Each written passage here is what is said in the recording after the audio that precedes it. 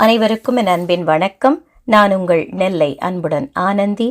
கனல் எழுப்பும் பெருங்காடு தன்முனை கவிதை தொகுப்பு நூலில் அடுத்த கவிஞர் பொன் கலையரசன், சேலத்திலிருந்து. சேலம் மாவட்டத்தில் வசித்து வருகிறார். ஒரு செடியில் பல பூக்கள் என்ற புதுக்கவிதை நூலும், முறைத்து பார்க்கிறது பட்டாம்பூச்சி என்ற ஹைக்கூ நூலும் எழுதி வெளியிட்டிருக்கிறார். மனிதர்களின் உணர்வை எளிமையின் வழியில் சொல்ல வேண்டும் என்பதே இவரின் நோக்கமாகும். எழுதுவதும் படிப்பதும் இவருக்கு பிடித்த பொழுதுபோக்கு. இவருடைய கவிதையிலிருந்து உங்களுக்காக. கோடியில் சம்பளம் வாங்கி மாடியில் நடிகன், வீதியில் கத்திக்கொண்டு ஏழ்மையில் ரசிகன்.